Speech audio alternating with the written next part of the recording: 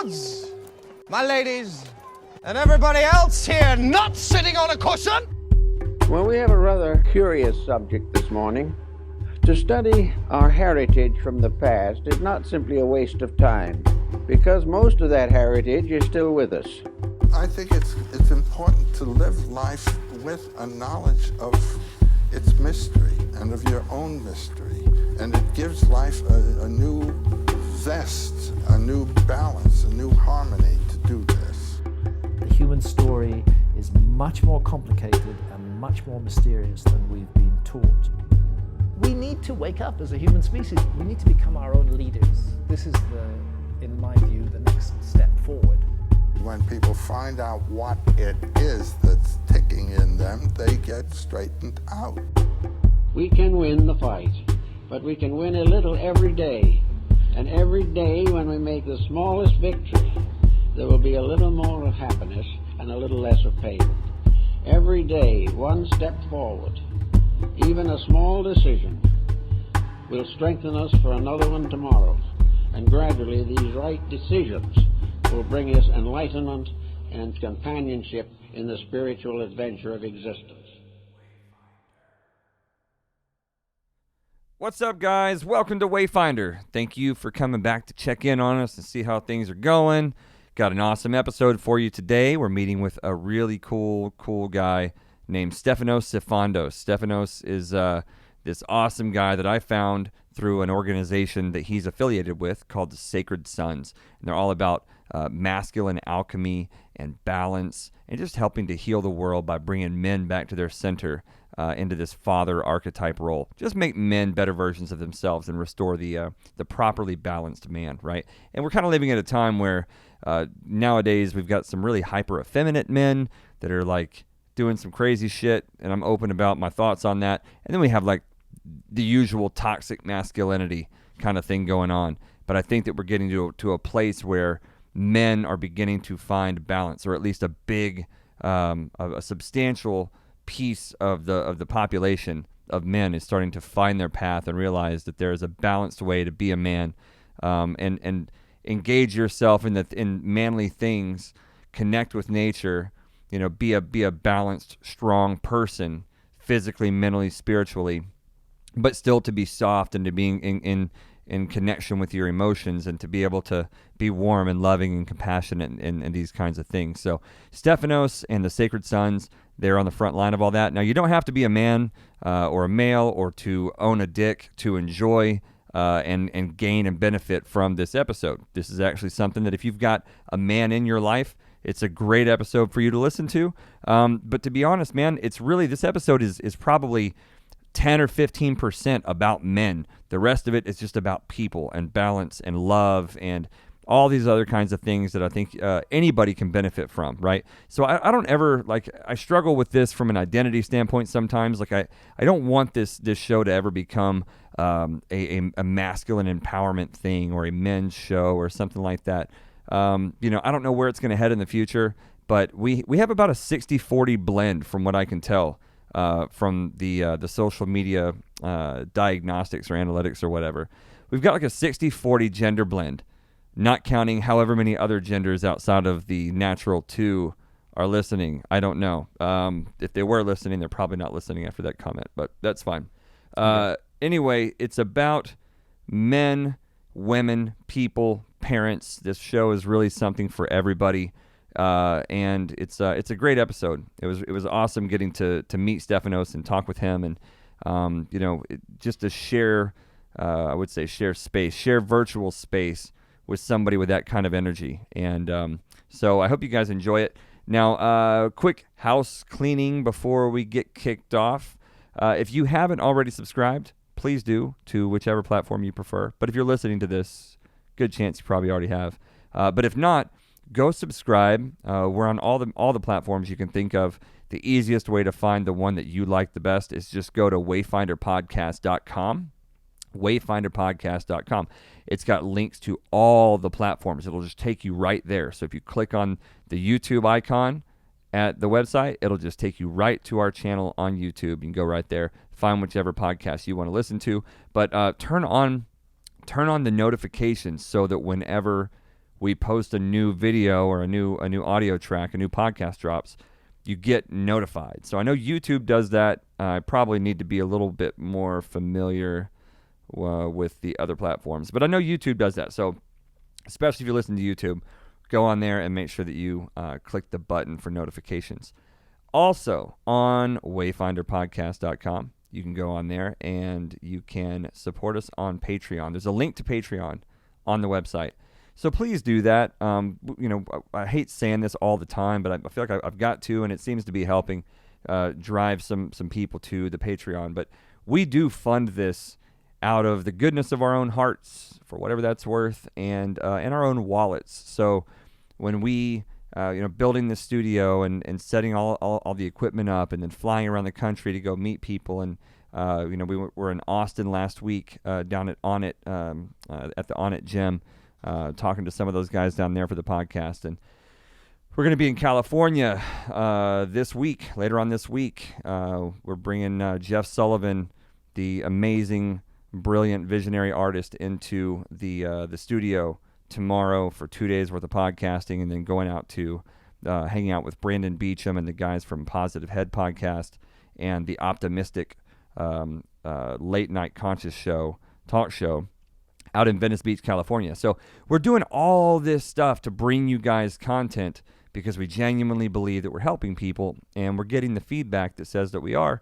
But anything you can do, if this podcast does anything for you as a parent, as a person, as a friend, as a human being, son, daughter, partner, whatever it may be, you can go on there. I think there's like a $3 option per month. There's a $5 or a $10 or something, and there's a $20 or a $50, $100. So if there's any filthy rich people out there that we have helped you out in some way, feel free to holler at your boy. Throw us a little C note every once in a while. You know what I'm saying? Really appreciate that stuff. So we do this for you guys. We do this because we want to help people. So JC and I both, this is what we look forward to, is sharing our diaries with you guys, sharing our journey with you guys, and sharing the things that have helped us, things that have helped other people, and sharing space, either physical or virtual, with incredible entities like Stefanos Sifandos. So please share this with all your friends, all your family, anyone that can benefit from this. This is going to be a great episode. I loved putting it together for you. And please consider supporting us on Patreon. Again, we really appreciate that stuff. And also comments and likes. We love that stuff, particularly comments. I really love hearing about when we say something that clicks with you guys. So any comments that you can leave, any feedback on any of the channels, especially on like the Apple podcasts and stuff like that, we really, really appreciate the comments, because that helps us get bumped up so we can reach the top of the algorithms and we can help more people. So if we've done anything to help you, or even just to entertain you, or say something fucking interesting, it only helps everybody, helps us, helps you, helps everybody by bumping us further up the algorithm, so more people get access to the show, and so everybody fucking wins, and it's great. So do that. All right, that's it. That's all I got. Without further ado, Stefanos Sifandos on the Wayfinder podcast. All right, man. Welcome to Wayfinder. How we doing today, Stefanos? Good, brother, and so happy to be here. Man, thank you for joining us. We've got Stefanos Sifandos with us today. Stefanos is a coach, a believer of tribe, student of the Gita, obsessed with sacred union, an empowerer of men, and my favorite, a bridge between the known and the unknown. What a kick-ass bio, man. I love that. Bridge between the unknown and the known. That's what a beautiful way to put it. And a student of the Gita too. Good stuff. Big fan, man. I've got literally 3 versions here right now. I put one of my favorites. It's a really beautiful version. Oh wow, that is beautiful. Yeah, and aesthetically beautiful, and also just I mean, obviously viewers can't see this, but aesthetically beautiful and just full of wisdom in terms of the interpretation as well. Chinmayananda, the interpretation of this man here. So yeah, really beautiful. Why don't we talk a little bit about what well, first of all, I guess I want to hear about what the Gita is. I want you to explain to listeners and viewers who may not know what the Gita is, to understand the import of what that work is. But first, just want to kind of throw out there how I found you and a little bit about who you are. And so I found you through the Sacred Sons. I came across the Sacred Sons. I think somebody sent me a post on Instagram and was like, hey, have you heard of these guys before? And the Sacred Sons is a group that you're affiliated with. I'll let you talk about that and kind of, because I'm not even sure exactly what your affiliation is, but I can't wait to hear. The Sacred Sons is a group of guys that they do masculine alchemy and all kinds of masculine empowerment and healing and sort of restoring this father warrior archetype to try to make the world a better place, which is something that anybody who follows this show knows that I'm a big believer and advocate of that bringing back together the wholeness of the masculine and feminine. So I found you through the Sacred Sons, and I started following you on Instagram and just listening to your messages about relationships, relationship with yourself, relationship with your significant other, with your family, with friends, with the rest of the world. And I think, like anybody who finds your message, they're going to find it to be compelling and beautiful and empowering and important. So appreciate that. Thank you. Well, thank you for all the work that you do. And so that's what led me to you. That's what impressed me about you. And then just seeing the energy and the sincerity and the authenticity that you bring to the table, it's fucking monstrous. I love it. So I wanted to have you on the show, and you're here, and I'm so thankful for it. So thank you for hopping on here.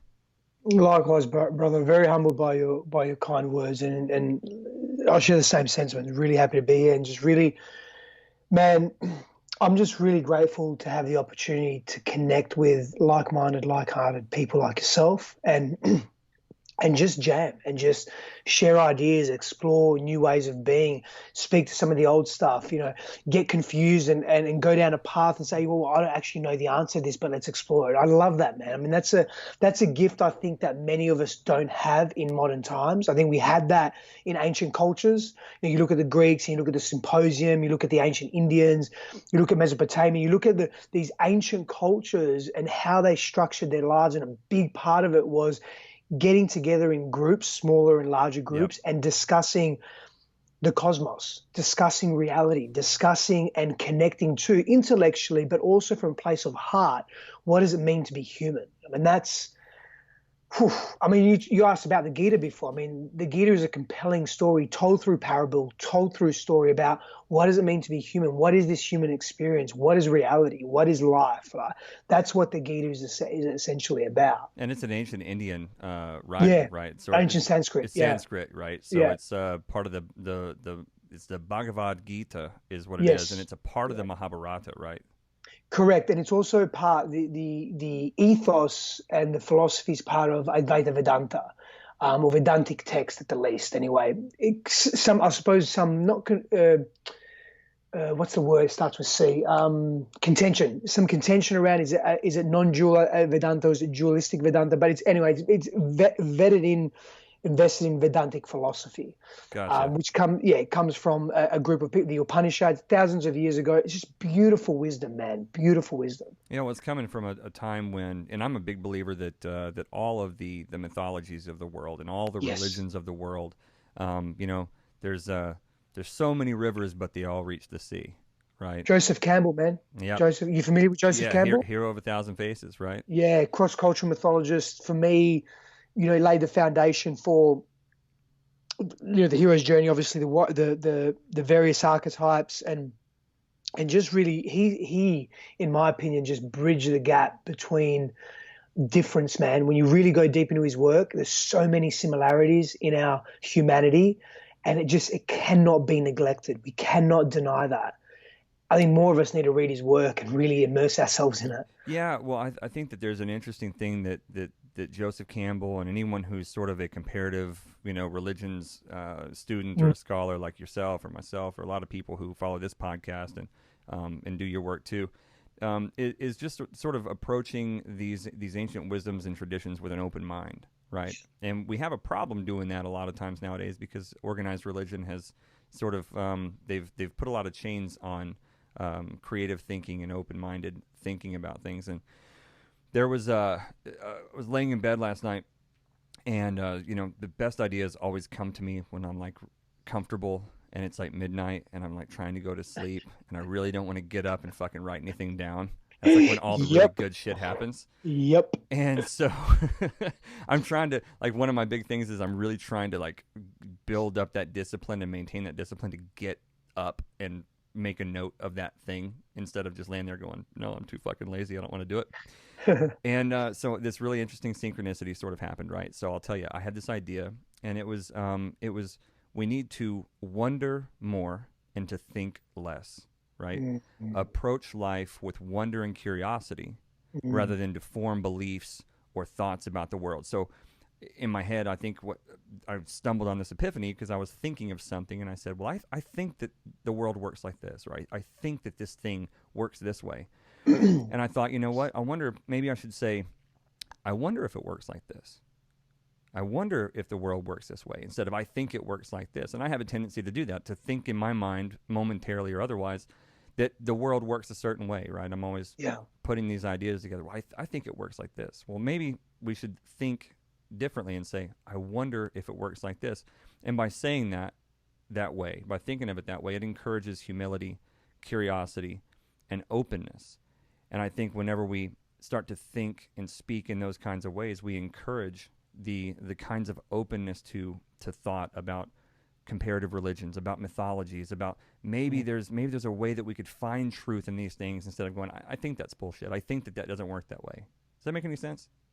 Man, it makes perfect sense. The reality is that our humanity today, our social structures today, the way we see ourselves, understand the world, our technologies, our advancements have been built on wonder and curiosity. Yeah. Think back to the earliest human.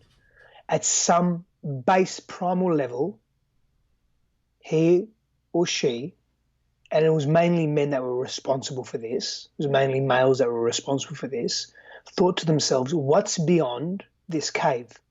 What's beyond this shelter? Yeah. What is it? Now, was it in verbiage? Not necessarily. That's what I'm saying. It's a primal intuition, a primal curiosity to drive, to extend the perimeter of what's safe. And to continue to extend, keep extending, keep extending, keep extending. You know, cross continents, cross countries, cross territories, cross continents. Now we're in outer space. Now we're in the deep seas. You know, so this curiosity, this innate wonder wasn't, oh, I think it's like that and I'll let it be. Maybe there's been some level of hypothesis as we've advanced in society, and then we've explored the hypothesis from the scientific method onwards. But beyond that, before that, it was this curiosity that drove us. What's there? What's next? What's available? That's an openness, man. If you're closed down, you're not interested in what's available. You're not interested in what's next. You're not interested in what's over there. Yep. Now, for me, I don't want to take this too much on a tangent. Go for it. We're all about tangents in here, man. But for me, the next wave, when we speak about masculinity and we speak about exploration, we even speak just about humanity. The next wave of humanity, particularly true for men, is there's got to be a parallel between this external exploration and this internal exploration. So we need to continue exploring space, continue exploring the deep seas, the mountains, new socioeconomic models, new ways of being in culture, technology, pushing the boundaries on what we're capable of in our external production and creation. And without forsaking that, parallel, we need to explore our inner world.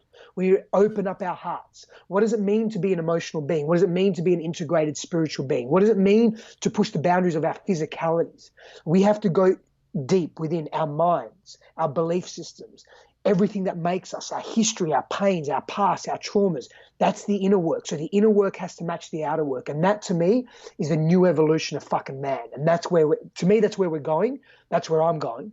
And that's where I'm a big believer in. If we start taking that path as a mass collective, then mass change starts to occur as well, in a healthy way. Healthy for me, so I don't like just throwing out fucking words for the sake of it. Healthy for me is more inclusivity, not maximum inclusivity, and that's another story, but more inclusivity and more sustainability in our decision making and our action, where we actually care about Big Mama. We care about Mother Earth. We care about the carrying and caring capacity of what fucking sustains us as human beings and what allows us to even have these conversations. That's it. Essentially. That's it.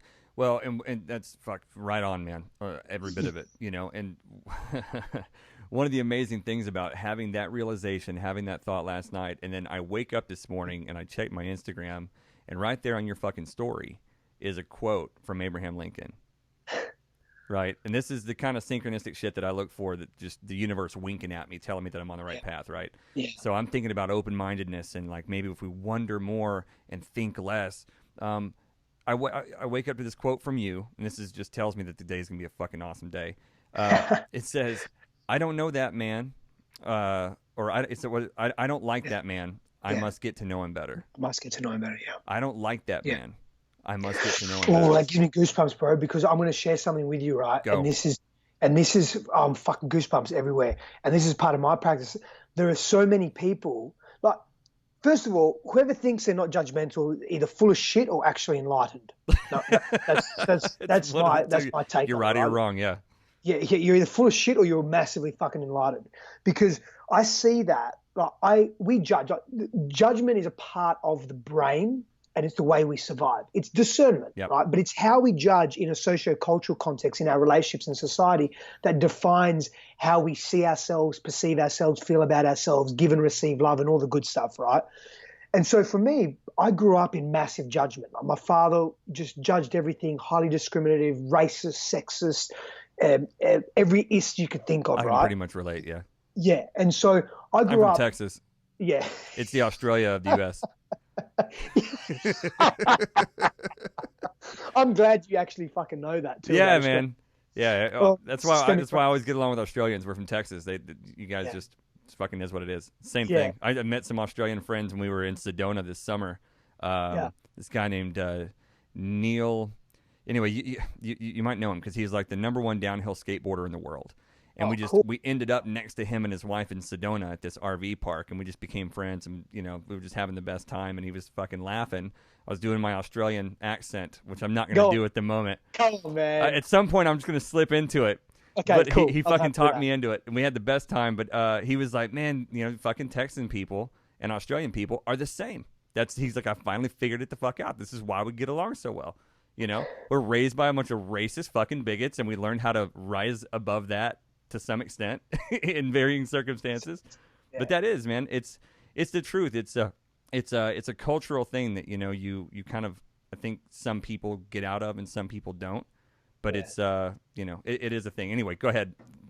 No, I was just speaking of judgment, and so I've spent so much of my life undoing this judgment, and it's been a journey, man, and it still is, right? And so I take ownership of that. Sometimes, especially depending on where my mood is, I'm really judgmental, and I look at someone and I say, I don't like you, and I don't like what you're about. I don't like the way you're being, or there's a jealousy in there, or there's a repulsion in there, like I'm repelling that person. And so what I've been practicing of late, and when I say of late, it's really the last few years, but really what Abraham Lincoln was saying, that's why I put the quote out, I love that, and I saw that years ago, was, okay, I don't like you, I don't like what you're about, and I need to get to know more about that, because in essence I'm going to get to know more about me, because essentially I'm just projecting on you. And what I don't like about you, I either hate in myself or I'm not taking ownership of. Yep. Or it reminds me of something that negative or painful that happened a long time ago, of different people, and it's coming up unconsciously in my awareness now, and I need to deal with it. And so I'm really starting to look at that more and more as a practice of, okay, I don't like you. What don't I like about me? Yep. What aren't I being in me? What am I pushing away? Of course it's a mirror, man. Easy. And the more I do that, man, the more I start falling in love with these, and with particularly men, because, man, I'm a competitive guy, more competitive with myself than anything else. I want the best for myself. I know when I'm at capacity, when I'm really in, or when I could do better, I could do more, or whatever, I could be more of whatever it is, right? And looking at other men that I admire, it's really not that I don't like them, it's really that I admire them the majority of the time. And that scares me, because it's reflecting an aspect of me, again, that I'm either not owning, or that I'm forgetting about, or that I need to build up, because it's something that I want to build up, but I've been neglecting it because of some fear or whatever. And starting to see life in that way, man, it's actually enriched my current friendships. And I'm very blessed to have amazing friends in my life. I'm a rarity, man. I'm telling you, as a man, I'm a rarity in this world. The length of friendships that I've had, 20 plus years, two handfuls, and I'm talking closest to nothing we haven't shared, virtually nothing that we haven't shared. Sure. And so I'm a rarity in that. But what I'm also finding now is that I'm bonding deeper with people as I'm meeting new people, because I'm allowing myself to, once I get past the resistance. You think that men have a sort of an innate evolutionary instinct to close down to other men? Is it sort of a tribal, competitive, sort of thing? No, I'm going to say no, and what I'm going to say yes and no. And so there's in group and out group. There's intra-group and intergroup. And so when you're looking at tribes and you're looking at our evolutionary history, we've grown up in brotherhood. We've grown up in small groups of men generally. We obviously started with maybe just one or two of us, or with some women and children, but that expanded. And then so what happened is you'd have your group, and it could be 5 men in there, 6 men, 10 men, 20 men, whatever it may be, and that's your group.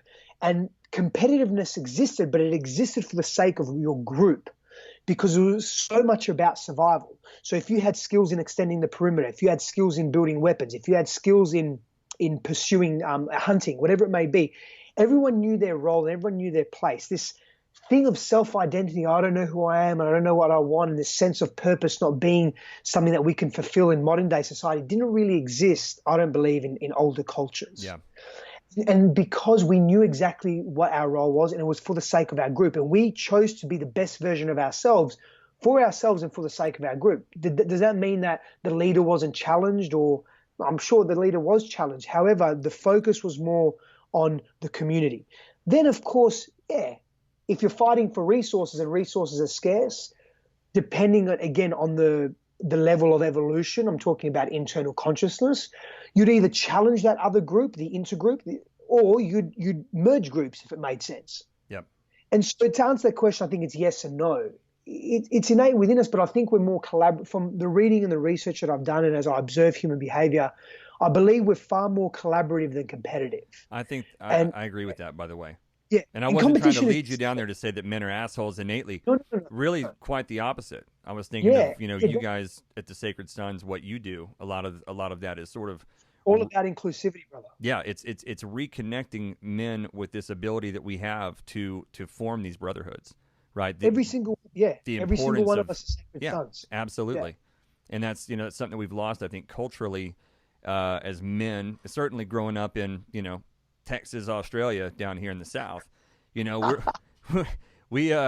kind of raised, like I said, cornfields and bigotry, man. A lot of toxic macho posturing out in the cornfields of North Texas. We grow up hunting things and killing things, and that's fine if you're into hunting and all that kind of stuff. But there's we talk about this a lot amongst a group of men that I'm like you, right? I consider myself a rarity in the sense that I have a group of friends that I've had for 20 to 25 years that we still spend every weekend almost together with their families. Epic, man. Yeah, it's beautiful. They all live within 10 minutes of me somehow. And sort of the universe has just conspired to bring this council of men back together. And, we talk about this, about how our upbringing sort of conditioned us in a lot of toxic ways. And certainly in some of those ways, it was really about suppressing your emotions and dissolving that contact with your internal workings, right?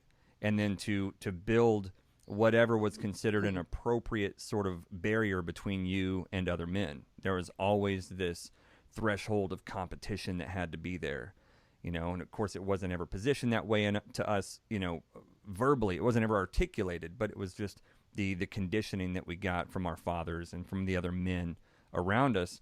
What I think is tremendous about the Sacred Sons and about your work is helping men to realize that you really can't be a badass, healthy male figure until you connect with those inner workings and figure your own shit out. Yeah, that's a big part of it. For me, my personal journey, that's a massive part of it. You can have all the external validation and external success you want. I say that from the perspective that I have now. it's not that I consider myself externally successful and externally validated to some extent. And am I, you know, a sense of billionaire? No, I'm not. And if that's, you know, if we're defining external success by the amount of money one has, then no, I'm not in that place. And maybe if I ever was in that place, talk to me then and what my thoughts would be. But honestly, I don't think that would change because I'm so inspired. I'm so charged up from this journey. I mean, man, you know, I just spent 2 back-to-back weekends co-facilitating 250 men and taking them deep into shadow work, deep into exploring their pains and releasing a voice or voices that they haven't been able to release for so long. We're talking about repressed sexual abuse, repressed physical abuse, emotional abuse, things that has been done to them and acts that they've done out they've projected out into the world themselves, you know, whether it's been harming their loved ones or harming others or gangbanging or drugs or still being addicts or whatever it is, man, they've got no outlet. And so this isn't just men. Our culture promotes isolation. So men internalize isolation more. It affects us at a deeper and different level. Interesting. Tell me about that. So traditionally, when we look at how children have been brought up, right, how they've been raised, and I'm talking more about the Western model, okay, more about the Western model. Emotional expression has been something that's been repressed in males. Yep. You know, don't cry. You toughen up. Yep. Walk it off. It's all good. You're okay. And so you keep hearing that message, you make a connection in your brain and in your mind that it's not really okay to cry and that's not what boys do. Or it's not okay, it's not safe to express your emotion. It's suck it up. You know, you don't talk about things that hurt. You don't share vulnerability. You don't share openness. Now, I'm going to caveat something here that's really important. I'm not a fan or an advocate of just being vulnerable for the sake of vulnerability and vomiting your emotions to anyone and everyone because you want attention or because you want validation. I'm talking about sincere emotion that needs to be expressed and repressed. I'll give you an analogy. You cut your leg open, right, to the bone. You put a turnip on it. What's it called? Like a tourniquet. Tourniquet on it. Put a turnip on it. You put a turnip on it. Put a root vegetable right on that motherfucker. Fix it every time. Fucking rub that dirt in there. But you put a tourniquet on it. You take yourself to hospital. It gets stitched up. The reality is you struggle if it's a big, deep gash and to the bone. You'd struggle to do that yourself. You need some help, right? So hence the relational aspect of our nature. And there's a scar there. It's visible. It's healed. But you've dealt with it, right? Emotional wounds are a little bit different. We have an emotional trauma or we have an experience that's maybe a sexual abuse or a physical abuse, and there's a deep emotional wounding that's attached to that, and we just fucking suppress it and place it in the recesses of our minds, and we forget about it. We put it in a jar, we turn that jar, we put the jar in a vault, we put the vault in another vault, the vault in another vault, and we bury that shit, right? Yeah. And then we wonder, there was a comedian that said this, and I can't remember who he was, he says, I wonder who that I love is going to pay for that later. Yeah. Fucking yeah. Wow. Blown, right? Yeah. And that's what we do. And then we don't have anyone to dig that wounding up, and it shows up, it comes up. And so in psychological theory or psychodynamic theory, it comes up in the way we relate. It comes up in our belief systems. It comes up in the way we treat others and treat ourselves. And we don't know why, and we're in this consistent state of discomfort that we're trying to move away from, because we always gravitate towards joy and bliss and happiness, the more desirable states of being. Mm-hmm. And so we're repressing this sadness, this anger, this frustration, the density, the heaviness that we're feeling, drugs, TV, alcohol, workaholism, distractions, whatever it may be, yet it's still there gnawing at us, fucking gnawing at us. And so what do we do with it? And so what the work that I do in the world and the work that other brothers like me and other sisters like me are doing in the world is saying it's okay for you to feel that stuff that you need to let go of so you can be a grander version of yourself and live in your truth and be authentic with respect to who you can be in the world and not live in misery and pain and suffering that's been neglected for 10, 20, 30, 40, 50 years. We have men that are fucking 60 years old coming to these retreats. I have clients that are 60 years old plus that are doing the work now. And it is better late than never. It is better late than never, because now they can show up to their grandchildren in a different way like never before. We have fathers. I have fathers that I work with that now get an opportunity. I mean, this guy came to me, and this is not to gloat in any capacity, because I'm not the only one doing this. He came to me, ex-gangbanger, came to me and said, man, you saved my life. Your content, your posts, your videos, you saved my life. Thank you. Thank you. Comes back the next weekend, because he went back to back. Comes back the next weekend telling me a story about how he was with his 7-year-old girl. She was playing, she was getting dirty, she dropped something. He said, it's okay, baby. You just keep playing. You keep playing. You be you. You do you. Papa's got this taken care of. Yeah. And in my mind, I thought to myself, you are changing the fucking course of humanity.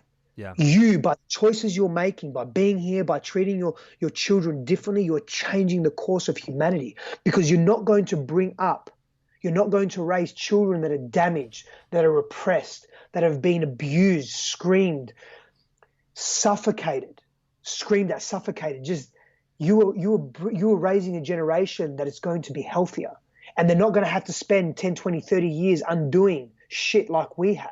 Yeah. That's it. You know, I say it all the time. Like, we're not going to leave the world better than we found it without raising healthier, positive, more positive kids. Beautiful thing to say, man. It's a really beautiful thing to say. I think I may steal that in some capacity and quote you. You got it, brother. You got it, man. We're not going to leave the world better than we found it if we don't raise healthier, more positive kids, you know, mindful kids, less traumatized kids, you know. And I think that's why your work stuck out to me. And I know that like you say, that there are other people doing the same work that Stefanos is doing. I get that, right? But all of you guys at Sacred Sons, all of the other affiliates that you have, and in fact, I actually found Sacred Sons through a female practitioner, through this really powerful lady that does this kind of work with men and women. And so, you know, I think it's important for anyone listening to this right now or watching this, to know that, you know, if you're dealing with any trauma, if you're dealing with childhood trauma, if you're dealing with abuse, sexual abuse, you know, anything. And I think a lot of times, man, I say this a lot too. Like, more than anything, human beings have gotten really fucking good at telling themselves that everything is okay. You know, we're better than anything at convincing ourselves that everything's just fine and that we're okay. And so we might think, well, I was never sexually abused, so I'm not traumatized. I was never beaten by my parents, so I'm not traumatized. So I must. It's just not how it goes. Trauma is so much broader than that, and not in this thin-skinned, overly sensitive definition, this modern liberal definition of trauma. No, in a very real, deep, fucking psychological sense. I've seen now, you know, working with people, even doing the things that I do, helping people with their problems and with their traumas, that it blows me away that, you know, over the last few years of being on this path and helping people, of how broad the scope of trauma really is, and how insidious trauma can be. You know, neglect or coldness from a parent, you know, can just leave people with crippling relationship problems and self-image problems and self-love problems that spiral out into every relationship they have, because your relationship with yourself is the basis for every other relationship that you have, right? Yep. And your relationship with your parents is a huge part of what your relationship with yourself is going to be. Yep. And so, you know, for anyone listening to this, and with others. So for anyone listening to this, you know, if I recommend going and looking for a coach. Do one session. I think everybody should do a session with a nutritionist, with a personal trainer. Love that. You know what I mean? With a therapist, with a life coach of some kind. You know, someone who's positive. I'm an outspoken advocate for life coaches who have a spiritual bent in their work. I mean, I think that a lot of life coaches out there are probably helping a lot of people, and they're not bringing spirituality to it. But I think that bringing, you know, a sensible, you know, sort of spirituality into your life, I think is a deeply enriching thing. So go find somebody out there that can help you with your shit, because you've got shit, whether you realize it or not. It's there. Go find somebody to dig it up and help you work that stuff out. I think it's a powerful thing. So, you know, as people, as a society, I'm always looking at things. You know, you're a student of the Gita, and after this conversation, I think I do have a copy of the Gita at home, and I've got like the Mahabharata and the Ramayana. Get this one if you start. Okay. Yeah. I'll get this one if you start. I'll save that. I'll have to screen cap it whenever we're done. Yeah. I'll get it. Yeah. I will. You know, I'm sort of a lifelong student of Hermeticism. Yeah. Well, do I have it here or do I have it behind me? The Hermetic Way. Oh, where is it? Where is it? No, it's behind me. Yeah.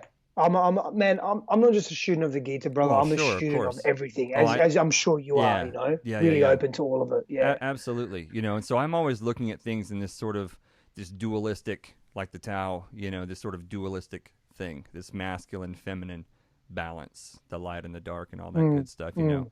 And when I look at society, you know, you can start to see the polarity that's taking place, you know, where there's like this really far left-brained, you know, this condition that I always talk about, where it's like I walk into my kid's school, right? Go into my kid's school, and we've got a big square building. We've got square doorways, square floor tiles, square ceiling tiles, square desks, square whiteboards, square paper, square computer screens. Everything's a fucking square. There's not a curved line in this motherfucker anywhere. And, you know, if you understand the way that sacred geometry impacts consciousness and the way that geometry impacts consciousness, you know, you look at the old cathedrals and the Parthenon in Greece, and everywhere that people used to walk, they were shrouded in fucking artwork, you know? All the Gothic cathedrals that had sacred geometry just embedded in every aspect of their building, all the measurements of the doorways were all calculated so that they impacted the consciousness in a nourishing and uplifting way. And sometimes, depending on who built the cathedral, it was built the opposite way. It was built to be disharmonic and stuff. But it's an extremely left-brained world that we live in. Even when I look out my window out the studio, you know, we've got a bunch of blocky square buildings. And, you know, do you see that those kinds of things have an impact on people's, let's say, kids' ability to create artwork, you know, to develop creative channels in their lives, when you have adults then that don't really have those creative outlets in their life? I feel like we're stifling the creativity of our young people, and we're developing adults that don't really know what it means to be creative or to be artistic, and then we have this big right brain deficit in the world, and all the right brain traits are associated with other right brain traits. So by diminishing the artistic output of an entire generation, we're not just diminishing the artistry. There's also compassion, openness, you know, all the other right brain traits that factor into that. You know, do you see that being a thing in the modern time, as far as just shutting out the creativity and bringing more of this materialism, more of the straight lines, and like, for instance, how can we make a school as cheap as we can, instead of let's make a beautiful school that kids will learn and flourish in? Do you ever think about those kinds of associations? Of course I do, absolutely. Our environmental architecture impacts our sense of self and our psychology and our sense of well-being massively. Studies have been done on this. When we're talking about societies and cities and places of dense mass population, the moment they start integrating more green space, the moment they start integrating more art into the cities, the moment they start changing the structure, well-being changes, health changes, physical health starts to shift and change as well. People become more social, less isolated. Of course it does. Absolutely. I mean, it reminds me, what you're saying reminds me of Plato's allegory of the cave, you know, which is, I suppose it was more around knowledge and how knowledge is gained through perception and opinion, and that is limited compared to, you know, deeper philosophical reasoning. But it rings true to some degree, where if we're limited by our environment, we become that environment. If we don't know any better, that's what we become. Yep. And children moving, you know, in a hypnagogic state from age 0 to, or before, you know, pre-birth to age 8, say, 8, 9, 10, they're just sponges absorbing everything as this is it. This is real. This is what life is. Yep. And so, man, that variety and that sacred geometry is so. You mentioned sacred geometry. I mean, I'm full of my body's full of sacred geometry in terms of my tattoos. I just noticed your tattoos the other day, by the way. That's awesome. I really want to commend you on some fucking awesome tattoos. I just started getting some work the other day, and I thought it was funny that I just noticed these tattoos that you've got. So I've got the Buddha here, and I've got the Thoth, nice, you know, on the arm, and this I like is that. going to be a full sleeve. I found this really cool sacred geometry guy I had to wait 9 months to get in with him, but he's In Dallas? Yep. Good to know, because I'm thinking of getting my whole back done. Okay, well, I'll send you his information. He's highly sought after. He's been on the cover of Texas Inked magazine and stuff like that. He's Cool. Yeah, he's a wonderful human being, and he's got a very unique style that I saw your work, and I was like, holy shit, it's just another synchronicity, because I didn't even notice your tattoos till the other day. But anyway, the sacred geometry thing, something that you understand, because you put it on your body, and you understand that it has an impact on, it has a resonance on your consciousness. JC, hand me that cymatics plate, please. Not to get too esoteric or woo-woo. Get esoteric. Dude, this is a fucking esoteric podcast. This is literally our tagline is all the funky, occult, and esoteric shit you can think of.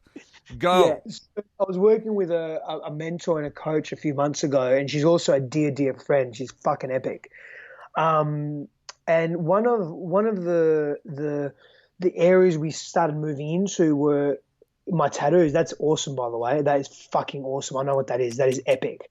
Love that. Just wanted to show you that. So good. And so one of the areas we moved into, she asked me, I want you to start journeying into your tattoos. So sit in front of a mirror, stare at any aspect, part, portion, point of your tattoo, and just stay there. Just focus on it. Just like an open eye focus meditation until your eyes start to close. And then, man, I had some epic cosmic trips. I will just bam, like I'm on DMT, I was going to say, how many mushrooms did you take before you did that? No, well, none, but that's what it was like. Like being on psilocybin or just being on this epic DMT trip where I went into the cosmos, and it was so beautiful, man. And what she was getting at was, it was a thing around, uncovering layers of my own self-worth and looking at who I am as a person in this world and what I actually have access to in terms of my gifts, my intuitive gifts and spiritual gifts, and really exploiting them, for lack of a better term, or opening them up rather. Yeah. And that was one of the access points. And man, I look at my tattoos and I'm very grateful, because, tattoos go one of three ways. Okay, really fucking good, or really fucking shit. So I'm pretty blessed. I'm pretty blessed that, I'm towards the spectrum of the guy in Indonesia. My guy in Indonesia did an amazing job. When I put this together and I put all the parts together, the vision I had, it came to me. I was very clean in myself, and at that time very clear, and it just came to me and it opened me up, and I'm very grateful to have really beautiful artwork. That's all old, man. Nothing on me it's all sacred geometry. It's all ancient text or ancient wisdom. It's not mine. They're not my shapes. It's right. It's just it's just, I suppose, the cosmos on my skin to some degree, Yeah, well, that stuff, that stuff all has a resonance, and the reason why I pulled out the cymatics plate just a moment ago and interrupted you, and people who just were listening and not seeing won't even know what the hell you were talking about, but but the reason I pulled that out is because we play with this on the show. We play with this in the studio. This is 1017 hertz, I think. Yeah. So the other day was October 17th, and we did a podcast. So we put it on 1017 hertz frequency. And just like sacred geometry has a resonance that impacts the consciousness, sound, everything is sound, right? And it all has an impact on your consciousness. And so having sacred geometry on your body, having, I'm not telling people to go out and get tattoos, right? Go tat your whole body up. But as a person who's only recently realized the importance of this stuff in the last few years, I definitely get why you would do it. And that's why I'm going and doing the same thing. So it's just important to put that good vibes into your body. And you're talking about staring into a tattoo and traveling into it with open eye meditation. Fucking totally get that too. Another thing that we started talking about before the podcast started, speaking of resonance and positive resonance and all that stuff, was music. So you a music guy? You into music? Absolutely, man. Yeah. Massively. I'm really into instrumental. I'm deep into. Don't get me wrong. I love music with verbiage and words and so forth. But I'm really into instrumental, world music, different instruments, ancient instruments coming together. I mean, that tickles me, man. Is there anything that you could recommend that myself and the listeners and JC we could take away? Are there anybody, any particular groups, or you're just listening to such funky, weird, difficult to find stuff? Yeah. I get Yeah, that. pretty much. I do that stuff. I'll Google Indian flute music, and I'll just Yes. like have that on my TV when I'm going around the house doing stuff on the weekends. Yeah. I couldn't tell you who's making that music, but I love it. You know what's cool? Listen to James Hood Mesmerica. Okay. That's cool. That's cool. Lisa Gerard is beautiful as well. You know, I honestly, man, I like some of the I like some of the older composers like Hans Zimmer. Yep. You know, and especially the Hollywood stuff that he does, man, is phenomenal in my opinion. Yeah. I mean, it's amazing. What's his name? The guy that did Conan, Basil Papadouris, brilliant composer as well. I can't believe you just said that name properly. I mean, I assume it was properly I'm said. half Greek. I wouldn't. I think I should be able to say it properly. I was gonna say, yeah, you got to be Greek, right? Yeah, half Greek, half Italian. Side note: Conan the Barbarian and Conan the Destroyer. Fuck, what a movie! You can't add his best, man. Add his best. Just add his best. I love it, man. I love it. When he comes back from death, starts wielding that sword and starts practicing, getting ready for battle. Fuck, bro. Dude, did you ever watch Spartacus, the Stars show? No, I didn't. I'm so is it bummed. good? I'm so bummed. Yeah, it's a bunch of Australian dudes and Kiwis that did that show, and a bunch of Maori guys. Yeah, so they're all down from your neck of the woods, you know. Okay, I'll have to have a look. Yeah, I guess I'm not going to go into it all that much because you didn't fucking watch it. I just figured like. The story of Spartacus, I watched it with Kirk Douglas. But he's not Australian, so you know, whatever. I guess. No, it's a good show. You're talking about Conan though, and I think that you would dig it. It's a little campy at times, but once you get past it, it's a good show. It's a fucking great show. I love it. You'd like it. I will watch it. I'm gonna show up at a Sacred Sons Convergence like totally decked out like Spartacus. I can't wait. So about the Convergence, you guys just wrapped up. Yeah, 2 weekends back to back. Yeah. I was trying to get out there, man. The schedule was going crazy and I couldn't get it done. But what is that? I want people to understand what a Convergence looks like with Sacred Sons, because it's a fucking magical looking thing. I've never been, but I've really dug into it a lot. And what kind of stuff? I know you guys do. It's like meditation. You do combo ceremonies. You do all kinds of shit. Oh, we lost connection. Hold on. Are we back on? We're back on? Yep, we're back on. You got me? Cool. Yeah. So there's breath work. There's pillar facilitation. So I'm a pillar facilitator. So I've been with Sacred Sons for some time now, where I am a Sacred Son, or we're in that together. One of my roles is, we have many roles. One of my roles is to hold down a pillar, and so my pillar is relationships and sex. There's an emotional pillar, which is the deep shadow work that we do, where we go for hours on end, literally into the evening, into the night, into the morning if we have to, facilitating men and going through shadow work and giving them an opportunity to feel what it's like to experience release and freedom in their bodies. There's breath work, there's meditation, there's life skills that we teach as well. There's teaching men how to be better businessmen as well. If they have businesses, there's all different types of workshops. Sexuality, relationships, how to handle our intellectual selves. There's sound healings as well. There's cacao ceremonies. There is kambo. There's cold plunging. There's movement. There's connecting in brotherhood. So community building. Dude, those cold plunges look fucking gnarly. Yeah. You're doing those, right? You've done those personally. You've done the cold plunges and the fucking ice baths. Yeah, absolutely. Yeah, often. Crazy. Yeah, for Dude, sure. One time my hot water went out at the house and I didn't shower for 2 days. Fuck that. I can't do it. So, man, no, I discovered Wim Hof a couple years ago, and led me into all these crazy people like you that do these ice plunges and everything. And like every other, person out there, I'm pretty resilient to change when that change involves a certain threshold of discomfort.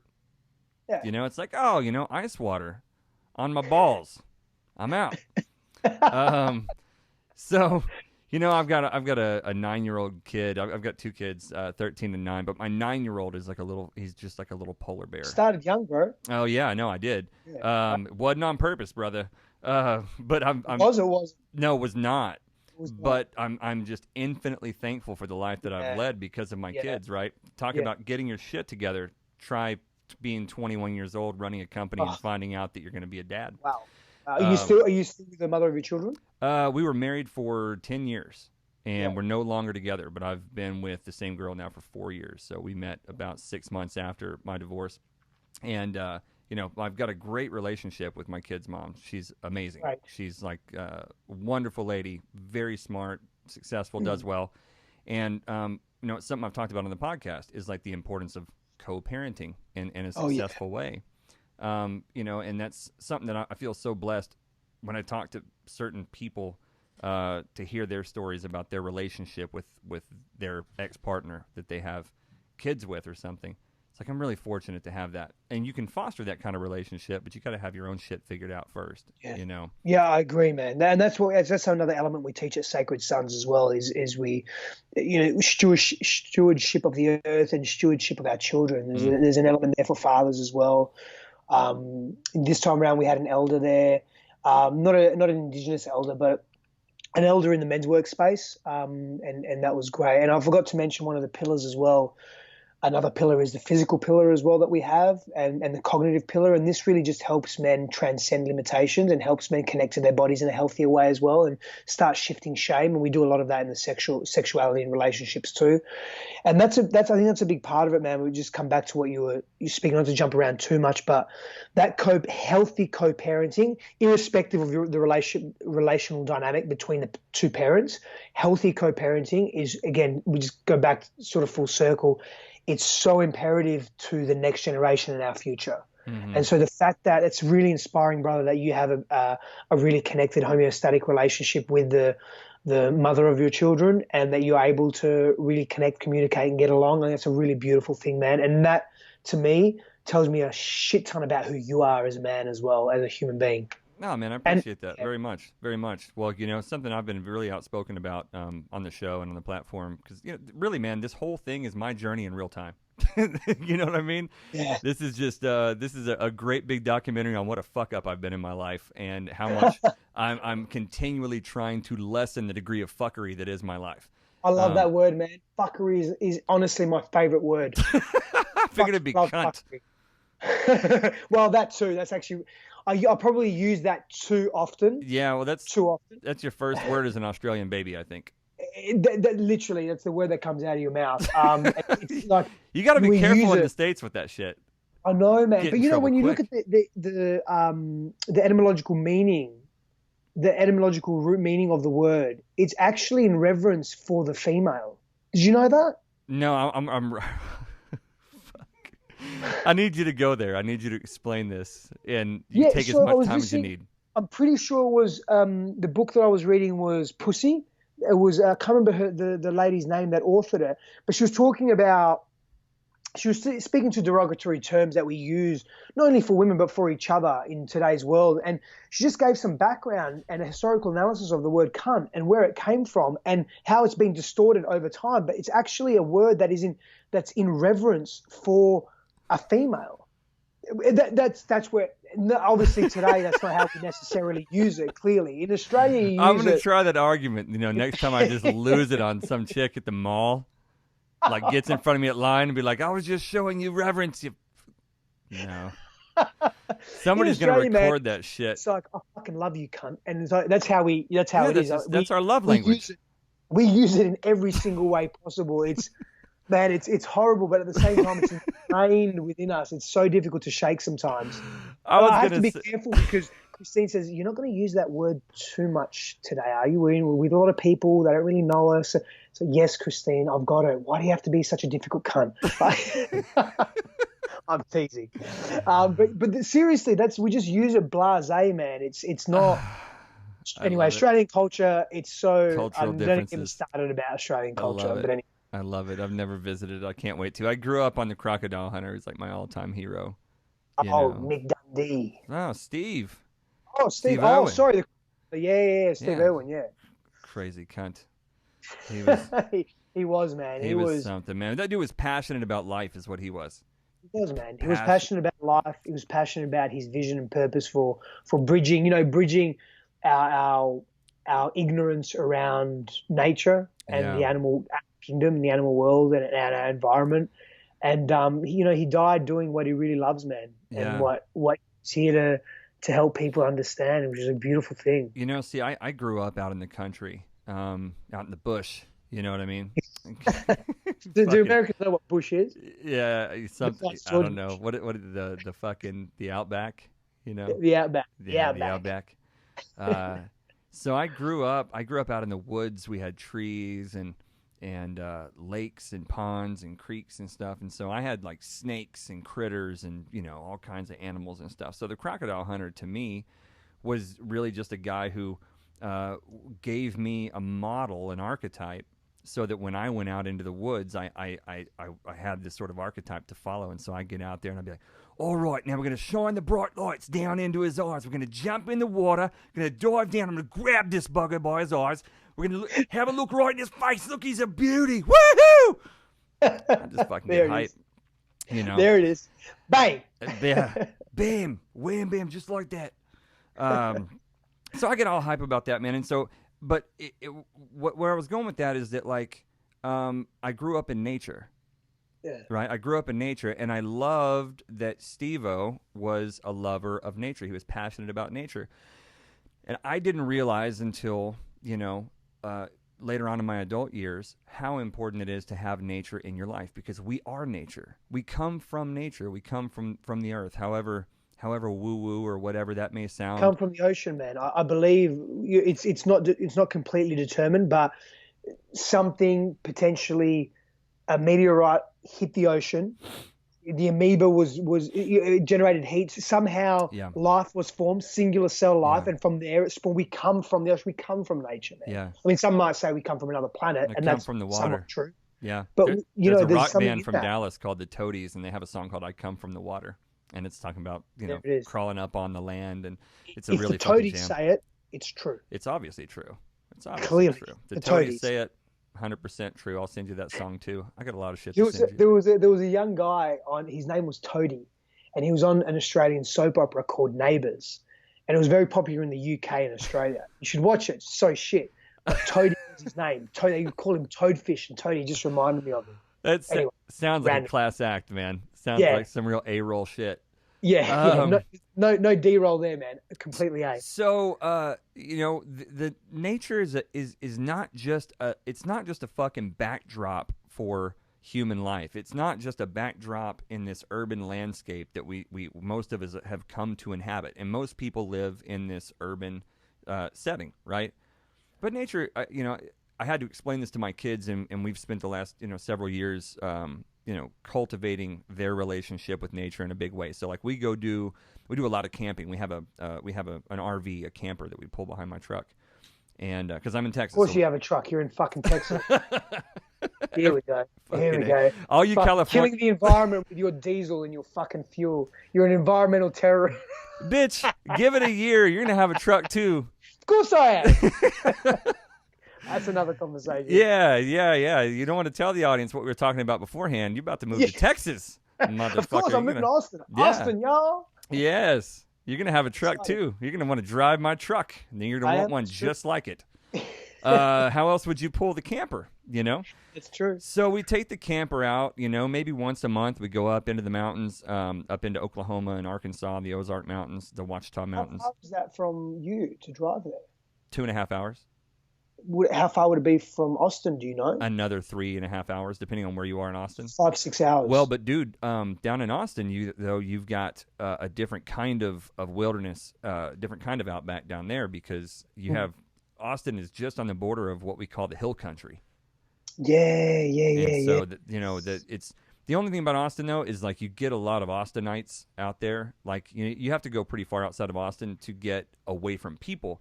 But as far as getting into the nature and seeing the rivers and all that stuff, I mean, 20 minutes outside of Austin, 10 minutes outside of Austin, you can get into the wilderness. But we like to go where there's no people.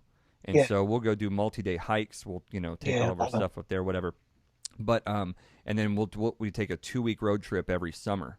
So, like, we went up to Yellowstone last year, Beautiful. Grand Canyon the year before that. We went to Sedona this year.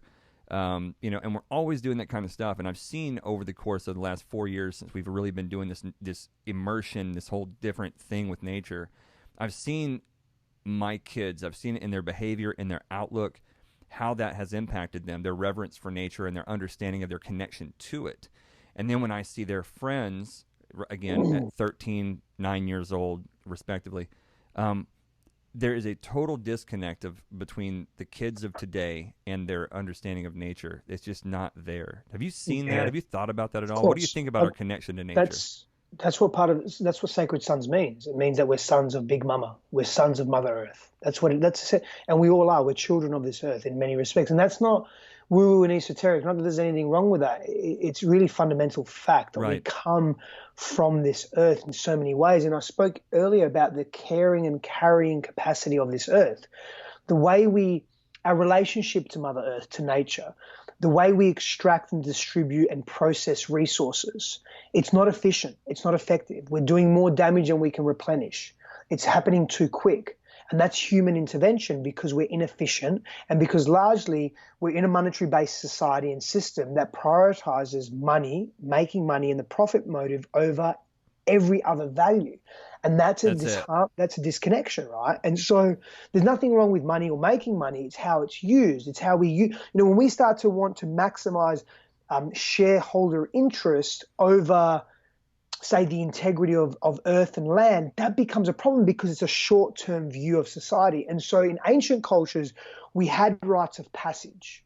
We had very distinct, very clear rites of passage and part of that was connection to land, revering the Great Mother, revering Big Mama. Yep. We don't have that so much anymore. Yep. Now, in some schools, let's just use the US as an example. In some schools, depending on where they're geographically situated, they have elements of curriculum that really do involve nature. And so the children in that society are blessed. But the moment that they're sort of thrown out into the big world, a lot of that is lost. We live in these concrete jungles. Again, nothing wrong with cities. It's the balance that we have, though, that is causing massive distress in our lives. And we know that we're healthier physiologically, psychologically, emotionally, relationally when we're close to nature. Yeah. We're starting to understand that more and more. My hope is that it's not too late. And what I mean by that is that when we look at life cycles and Earth life cycles, they're not political life cycles of fucking 2 and 4 year tenures. Right. We're talking thousands of year life cycles. So if we do damage, if we deplete our carbon sink, right? If we like rainforests and our coral reefs and so forth, they don't just grow back the fucking next day. Yeah. It doesn't work like that.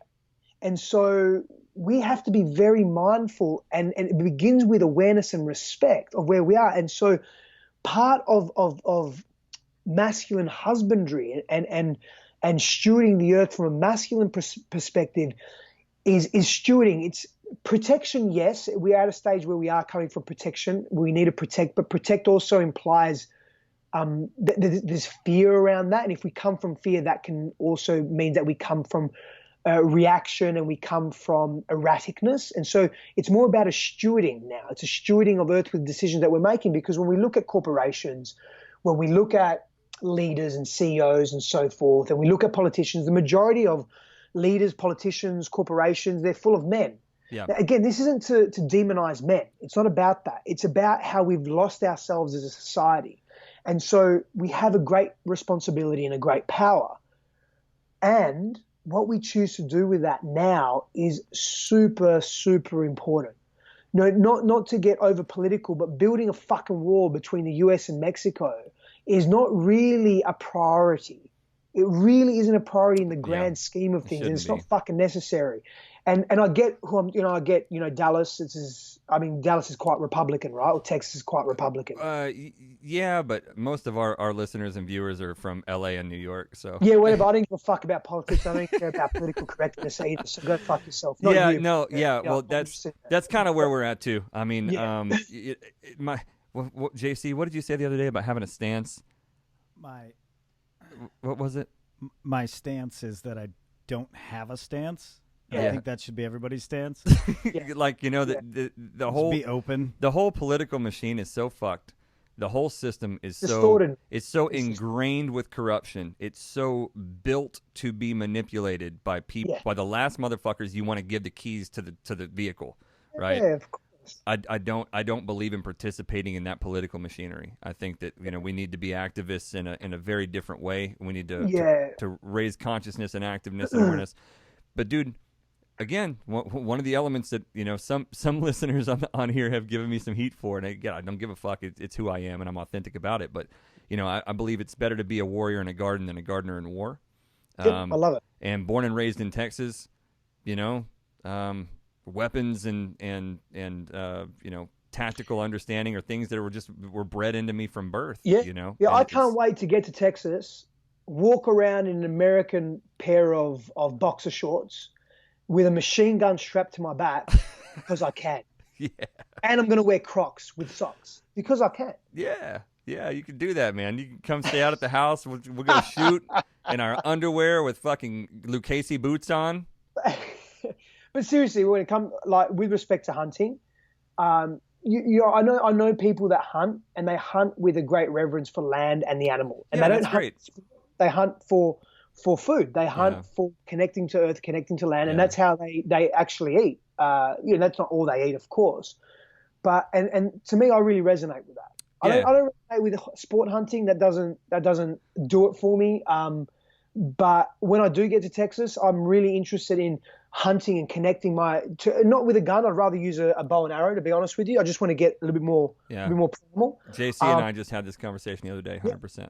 Yeah, and I want to connect to land and learn how to, at greater levels, learn how to, skin an animal and cut the animal up and store that and utilize every part of the animal and really be at one with that. And I think and I haven't done this to that extent.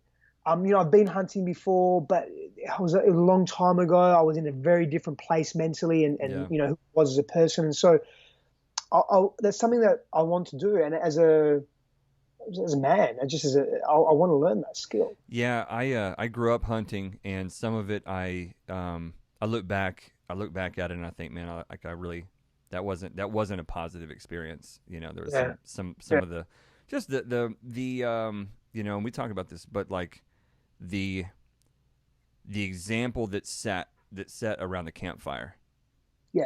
Right? Between the elders and, the young brave, you know what I mean? It's what kind of example is being set, what kind of conversations are being had. Yeah, well, our examples now, brother, are media billboards, are politics, systemic and covert marketing. Yeah. It's Hollywood, and this isn't to shame Hollywood in any capacity. I love watching a good movie. I'm really grateful for that level of entertainment. It actually allows my mind to be free and it's super creative. What I'm saying is that where our minds are so overstimulated and so infiltrated with not necessarily the healthiest of messages that we go back to that again, full circle to the conversation around environment and our environment impacting our consciousness and our sense of self and awareness. That's a problem, man, because it's a problem because it's breeding deficit. It's breeding despondency. Yeah. It's breeding distance amongst people and isolation, and it's breeding desperation essentially as well. Well, I think desperation. Scarcity. That's what I'm getting to next. Yeah. My 13-year-old is just a little wizard in his own mind, and he's just an amazing kid. And we were driving down the road the other day, and he does this kind of shit. Like he'll just pop up out of nowhere and just have a fucking zinger, and you're just like, I thought you were asleep over there. What the fuck? But he popped up out of nowhere. I swear to God, we're driving down the road. We're fucking looking at cows. We're doing whatever the fuck, and we're just talking about whatever. And he just pops up and he goes, hey, Dad. Hey, Dad. I'm like, what is it, man? He goes, hey, I was just thinking, like the 7 deadly sins, like greed, lust, envy, all that, they all come from a feeling of scarcity. And I went, mic drop, bro. I thought you were asleep. Like, he's 13. He's like almost 6 foot tall. He sleeps and he eats and he grows, and that's all he does. And then every once in a while he pops up with some fucking 1,000-year-old wisdom, right? He's the Dalai Lama in a 13-year-old body. But so you'll have Buddhist monks knocking on your door. It's time. It's time. He's the next. Yeah, he's the one. Both of my kids are beautiful and intelligent and enlightened. And we did a podcast a couple years back where they broke down the truth and the balance of the symbolism within Pokemon. And I this was love that. uncoached, right? They brought it to me. Epic. They were like, "Hey, Dad, we were watching Pokemon, and all these concepts that we talk about in here in the house, truth and balance, the masculine, the feminine, and we did a whole podcast it's on the YouTube channel. It's 2 or 3 years old now, and their little voices, they're just explaining the light and the dark and how all these things play out together. And I was so fucking proud. I was like, guys, can we please that is beautiful. Can we record this and put this on YouTube? So anyway, he popped up with that. And so, I'm constantly learning from my kids, and he said, all the 7 deadly sins, they come from a feeling of scarcity. And my friend Robert Grant did a TED Talk, and the name of the TED Talk was "Beautiful Minds Are Free from Fear." And what he did in this TED Talk was he talked about how to overcome fear by imposing a sense of gratitude, right? And so, it's sort of my view that you can either operate from a place of abundance or a place of, I got you on that, a place of abundance or a place of scarcity. Yeah. Absolutely, man. And it sounds like that's sort of what you're saying, is that people are being conditioned to feel like they don't have enough. They need to be more. They need to be better. They need to have, more of this kind of thing. And I think that's. Yep. I know we're kind of running close on time, which I'm so thankful that we had the time that we did. Likewise. We'll damn sure do this again, and maybe the next time we do it, it'll be in person. That'd be awesome. You know what I mean? When are you coming to Austin? So we're not completely sure. So we've purchased the home. It's a bit of a story, a great story, and very blessed. But I'm feeling March, April we'll have access to the home. Yeah. It could be anywhere up to October, but that's very doubtful. And the reality is, we'll probably move to Austin then anyway, before we move into our house, and we'll stay with, we'll work it out where we're going to stay. It's not difficult. Yeah. So we should be there. Yeah, we're going to do one of these in person, whether we come to San Diego before then or we catch up in next spring. We'll catch up before next spring. Yeah, but no, I appreciate your time very much, man. Very much. Likewise, brother. Likewise. Keep doing what you're doing. What else do you got for me? Drop some nuggets on me. What do you see in the world that needs to be adjusted? If Stefanos had his way and we could twiddle the knobs just a little bit and make the world a better place, where would he start? As a kid, man, because Dr. John DeMartini says very clearly, our voids often become our values. So we missed out on it. Yeah, it's fucking powerful. JC, drop that shit, man. Yes. Our voids become our values. Our voids become our values. Yeah, and so for me, I felt very isolated as a kid. I didn't feel understood. I felt very alone. And so what some of my highest values now are human connection, man, tribe, it just goes to figure, right? And so when I was a kid, I was about 5, 6 years old, I wanted to be the UN Secretary General, because I looked at the world and I thought, there's so much famine. My family life is really hard. Kids are dying. There's disease. There's all this stuff, right? Because my parents would watch the news a lot, so I was exposed to a lot of this. There's violence and war and famine and disease and all this shit. So why does this doesn't have to happen? If I'm the UN Secretary General, I'm the leader of the world, I can fix this stuff, right? Yeah. Quickly understood that geopolitically the UN wasn't what I thought it was. Not that it's just a different beast, right? Sure, yeah. And so I looked at all that and I thought to myself, as an adult now, what do I want? What do I want to really give the world? And for me, man, freedom has been a big part of my journey, and I've lived a lot of my life in scarcity of freedom, perceiving that freedom doesn't exist. And so I've behaved and acted in a way that has really taken away my freedom, although I thought it was giving me freedom. Yeah. So, for example, high amounts of, and that's a relative term, but infidelity and unfaithfulness and coming from scarcity. And it's not that, I'm only going to be with one woman for the rest of my life, but just coming face to face with deep intimacy and emotions, I felt constricted and almost like I was being annihilated, and my freedom was taken away from me. And so I would be with other women instead of taking cocaine or I was alcohol was at the beginning, but then I stopped that after a few years. But instead of that, drugs and alcohol and TV, it was me. My release was be with more women and experience that. But it's very distorted. And so when you ask me that question, what I want to give the world, I want to give the world freedom, man, a sense of freedom. So we as a society, collective and individuals, stop coming from scarcity, right? And we stop those quote unquote 7 deadly sins. We don't need to think that we don't have enough and that we are not enough. Yep. One of the greatest gifts I have, man, that I experience that is given to me is when I see people unwind their stories and they see themselves for the first time and they realize that they're enough and that they're not wrong and they needn't come from scarcity anymore. They needn't come from massive amounts of fear. And so the gift that I'd love to give the world is just not to come from fear anymore, not to come from that fear of missing out, that you're this perfection bundled up in your expression. And that's a really beautiful thing. And just accepting that. And acceptance gets a bad rap, man. Acceptance is almost synonymous with vulnerability, a little bit different, but there's a rawness there, and we perceive vulnerability as a weakness. And Brene Brown really shines a lot of light to this. I've done a lot of work with special forces guys as well, and the truth of it is they live in vulnerability and acceptance almost every time. And I would say they're pretty tough and courageous people.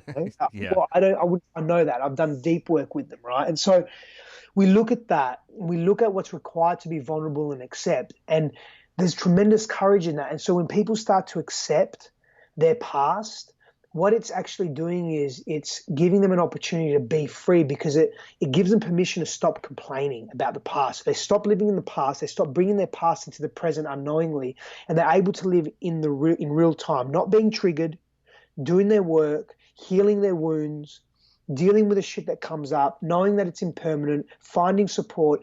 Accepting gives us permission to stop complaining. And we keep complaining, all we're doing is complaining about the past, and we keep bringing that reality into our present. And so for me, man, what I want to give the world is that freedom, that see themselves as they truly are, and unwind those stories and say, wow, I'm enough. I really am. We are born nothing but abundance, and all the obstacles that we perceive are really the ones that we put in our own way. Yeah. Yeah, and they're actually opportunities to just see our abundant nature at a deeper level, deeper and deeper and deeper. I fucking love it, man. Yeah. This has been a blast, Stefanos. Thank you so much, man. I'm going to send you off with a blessing, just to tell you thank you so much for this, and I can't wait to do it again. I've enjoyed the shit out of this. I was looking forward to this since we first had this conversation, and it was even better than I could have imagined. So I'm going to send you off, man. So may the light be upon you. May peace be within you. And may you be a sun on the paths of all men. Peace out, brother. Thank you so much. Bam, that's the end of the podcast. There you go.